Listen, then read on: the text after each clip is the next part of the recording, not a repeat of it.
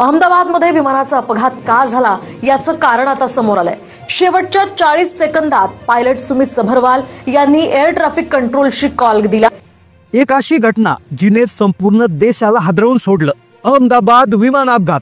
या अपघाताविषयी तुम्ही जे टीव्हीवर आजपर्यंत जे पाहिलं, जे काही तुम्ही ऐकलं ते अर्ध सत्य होतं। आज एक नवीन सत्य समोर आले जे ऐकून तुमच्या पायाखालची जमीन सरकेल।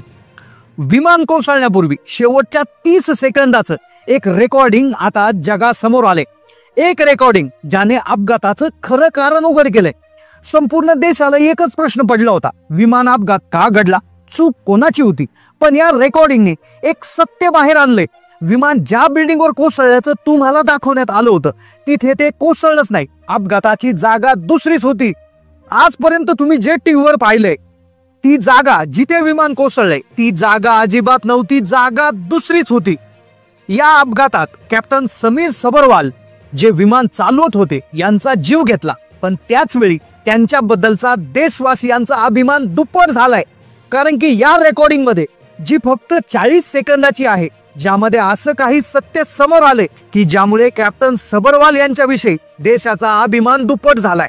असं काय केलं कॅप्टन सबरवाल यांनी शेवटच्या क्षणी की ज्यामुळे पूर्ण देशातून कॅप्टन सबरवाल यांच्यावर कौतुकाचा वर्षाव होतोय। त्याबरोबर एका वाचलेल्या व्यक्तीने जो एकटाच या अपघातातून वाचलाय याने देखील डीडी न्यूजला एक मुलाखत दिली। त्याने त्यात काय सांगितलं, एका महिलेसोबत काय चमत्कार झाला, ती म्हणाली गणपती बाप्पानेच मला वाचवलं। या सगळ्या प्रश्नांची उत्तर आज उलगडली जाणार आहेत। चला तर मग जाणून घेऊयात अहमदाबाद विमान अपघाताची ती कधी समोर न आलेली कहाणी। कोणतं होतं अपघाताचं खरं ठिकाण, काय आलंय रेकॉर्डिंग मध्ये बाहेर, लगेच पाहूयात। त्या दिवशी एअर इंडियाचं बोईंग 787-8 हे विमान एका लांबच्या प्रवासावर होतं।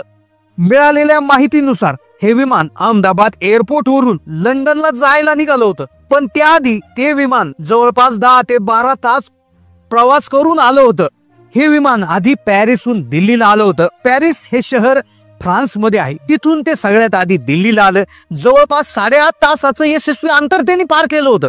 त्यानंतर दिल्ली विमानतळावर काही तास त्या विमानाने विश्रांती घेतली। विमानानंतर आपलं पुढचं उड्डाण भरलं दिल्ली ते अहमदाबाद। तब्बल 1 तास 50 मिनिटाचा हा प्रवास हाही अगदी सुरळीत पडला।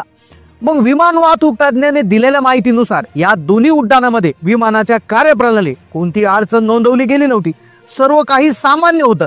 पण घटना घडणार होती अहमदाबादहून जेव्हा ते विमान उडान घेणार होतं लंडनसाठी। अहमदाबादच्या सरदार वल्लभभाई पटेल आंतरराष्ट्रीय विमानतळावर हे विमान उतरलं आणि त्याचा शेवटचा आणि सर्वात लांबचा टप्पा सुरू होणार होता। अहमदाबाद ते लंडन हे तब्बल 10 तास 50 मिनिटाचा प्रवास होता। 230 प्रवासी सीटवर बसले होते। कुणी आपल्या कुटुंबाला भेटण्याच्या ओढीसाठी तर कुणी नवीन संधीच्या शोधात लंडनला निघालं होतं। विमानामध्ये 10 कर्मचारी होते, 2 वैमानिक असा 242 जणांचा ताफा होता।